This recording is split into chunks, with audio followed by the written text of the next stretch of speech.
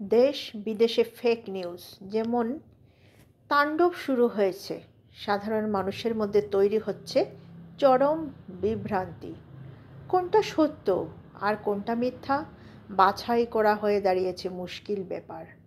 এর সঙ্গে যুক্ত হয়েছে আর্টিফিশিয়াল ইন্টেলিজেন্স।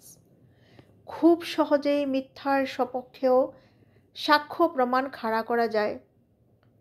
পার্শ্ববর্তী বাংলাদেশে এখন চরম অরাজকতা, প্রশাসন প্রায় ভেঙে পড়েছে, আর এই সুযোগেই ফেক নিউজ সারা দেশে ছয়লাভ। গত কদিন ধরে কয়েকটি ইউটিউব চ্যানেলে প্রচার হচ্ছে ভারত নাকি বাংলাদেশের অভ্যন্তরে সৈন্য ঢুকিয়ে দিয়ে শিলিগুড়ি করিডোরের বিস্তার ঘটিয়ে ফেলেছে। 22 কিলোমিটারের সঙ্গে কমপক্ষে 40 কিলোমিটার বিস্তারই ভারতের লক্ষ্য। এখন চিকেন নেক বলতে কথিত শিলিগুড়ি করিডোর মাত্র 22 থেকে 23 কিলোমিটার প্রশস্ত। ভারত তা 62 কিলোমিটার করতে চাইছে।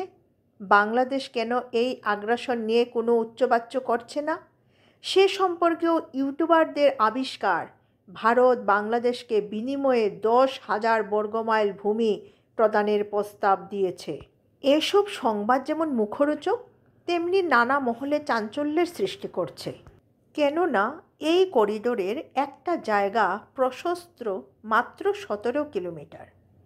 এই করিডোরের মধ্য দিয়ে উত্তর পূর্বাঞ্চলের রাজ্যগুলোর একমাত্র ভূমিগত সংযোগ ভারতের বাকি অংশের সঙ্গে। সব ধরনের পণ্য পরিবহন, সাধারণ যোগাযোগ, সামরিক নেটওয়ার্ক সবই নির্ভর করছে এর উপর। বিষয়টি খুবই সংবেদনশীল। জেএনইউর ছাত্রনেতা সরকারকে চ্যালেঞ্জ জানাতে গিয়ে চিকেন নেক কেটে দেওয়ার মতো হুমকি দেন। তেমনি বাংলাদেশে শেখ হাসিনার পতনের পর দখলদার রাষ্ট্রপ্রধান মোহাম্মদ ইউনূসও চিকেন নেক প্রসঙ্গটি বারবার উত্থাপন করে ভারতকে চাপে রাখতে চাইছেন। হাসিনা অবশ্যই ছিলেন ভারতের মিত্র, কিন্তু তিনিও আভ্যন্তরীণ চাপ ও আন্তর্জাতিক ক্ষেত্রে শক্তির ভারসাম্য ঘটাতে গিয়ে চিকেন নেকের প্রতি একটু ঝুঁকেছিলেন। তিস্তা প্রকল্প নিয়ে মন কষাকষি তো চলছিলই, মুখে কিছু না বললেও চীনকে উত্তর বাংলায় বিভিন্ন প্রকল্প রূপায়ণের বরাদ্দ দিয়ে মূলত ভারতকেই চাপে রাখতে চেয়েছিলেন তিনি। লালমনিরহাটে এয়ারবেস গড়ে তোলার প্রস্তাবে ভারতের আপত্তি সত্ত্বেও অনেক দূর এগিয়েছিলেন।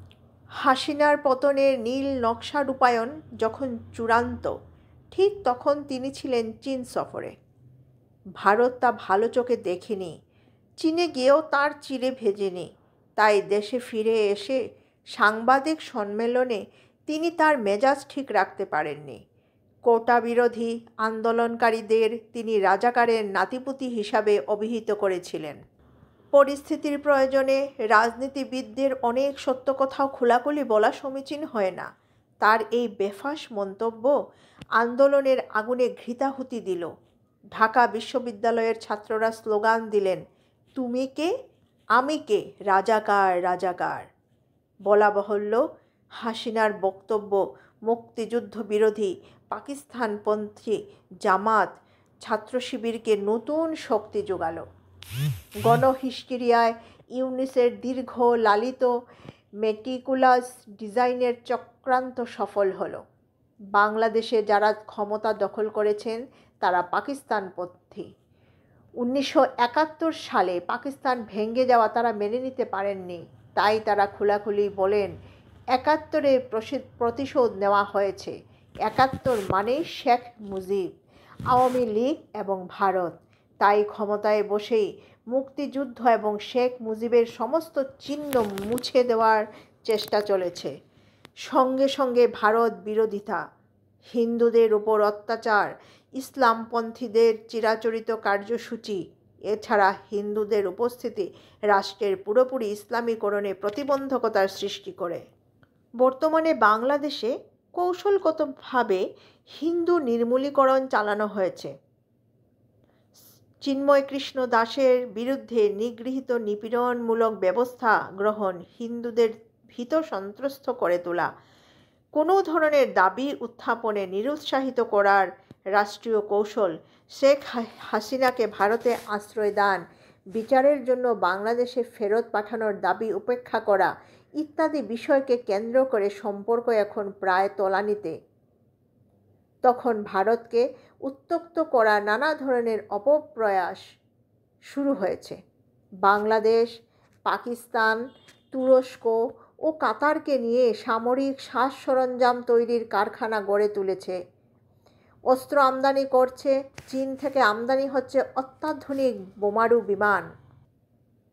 বাংলাদেশে যুদ্ধের প্রস্তুতি। যুদ্ধটা কার সঙ্গে হবে? এটাই বড় প্রশ্ন। তিন দিকেই তো ভারত, দক্ষিণে সমুদ্র, সেই সমুদ্রেও ভারতের উপস্থিতি। কিন্তু কথায় বলে পিপিলিকার পাখা ওঠে মরিবার তরে। বাংলাদেশের কি সেই পরিণতি হতে চলছে?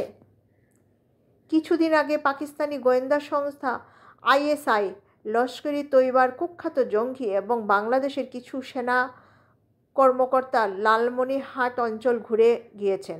লালমনিরহাট থেকে ভারত সীমান্ত মাত্র 12 কিলোমিটার। এখানে প্রস্তাবিত এয়ারবেস তৈরির লক্ষ্যে চীনা বিশেষজ্ঞরা গত মে মাস থেকে সক্রিয় রয়েছে। লালমনিরহাট সংলগ্ন সৈয়দপুর বিমান ঘাঁটি চালুর তৎপরতা চলছে। ভারত এ সমস্ত উপেক্ষা করতে পারে না। অক্টোবর মাসে ভারতের পক্ষ থেকে বাংলাদেশকে জানানো হয়, লালমনিরহাটকে কেন্দ্র করে কী ঘটছে তা আমরা দেখতে চাই। কোনো অনুমতির অপেক্ষা না করেই 14 অক্টোবর ভারতের 3টি হেলিকপ্টার 4 জন সামরিক গোয়েন্দাকে নিয়ে বাংলাদেশে ঢুকে পড়ে। তারা সীমান্তের বিভিন্ন অঞ্চল ঘুরে ঢাকায় গিয়েছেন। মেজর জেনারেল কুন্দন কুমার সিংহের নেতৃত্বাধীন দলটি 16 অক্টোবর দেশে ফিরে এসেছে। তারা কি দেখেছেন, ঢাকাকে জানিয়েছেন? অনেক প্রশ্নেরই জবাব পাওয়া যায়নি। ভারতীয় সামরিক গোয়েন্দাদের দলটি দেশে ফেরার পরদিনই বাংলাদেশ সেনাবাহিনীর প্রধান জেনারেল ওয়াকার উজ্জামান উচ্চপদস্থ সেনা কর্মকর্তাদের নিয়ে লালমনিরহাট সফরে গিয়েছেন। হয়তো টনক নড়েছে। ভারতকে নিয়ে সামরিক মিস অ্যাডভেঞ্চার বাংলাদেশের মতো রাষ্ট্রের যে খাটে না, ক্ষমতালোভী রাজনৈতিক নেতারা না বুঝলেও সামরিক কর্তাদের না বোঝার নয়। ফেক নিউজ বা সত্য যে যাই বলুক, চিকেন নেক নিয়ে ভারতের বাস্তবসম্মত প্রস্তুতি অবশ্যই প্রয়োজন। এই অতি সংবেদনশীল অঞ্চলটির নিরাপত্তার সঙ্গে সমগ্র দেশের নিরাপত্তা ওতপ্রোতভাবে জড়িত। অবশ্য ইতিমধ্যেই চীনের নেককে মাথায় রেখে 3টি নতুন সামরিক ঘাঁটি স্থাপনের সিদ্ধান্ত নিয়েছে প্রতিরক্ষা মন্ত্রক। এই ঘাঁটিগুলো হলো পশ্চিমবঙ্গের দিনাজপুর জেলার চোপড়া, অসমের ধুবড়ী জেলার বামুনি ও বিহারের কিষানগঞ্জ। ভারত শুধু আত্মরক্ষামূলক নয়, প্রয়োজনে আক্রমণাত্মক হয়ে উঠতে পারে। চিকেন নেক জিরাফের গলা হয়ে উঠলেও ইউনূসের মতন হঠকারীদের রাতের ঘুম হারাম হয়ে যেতে পারে।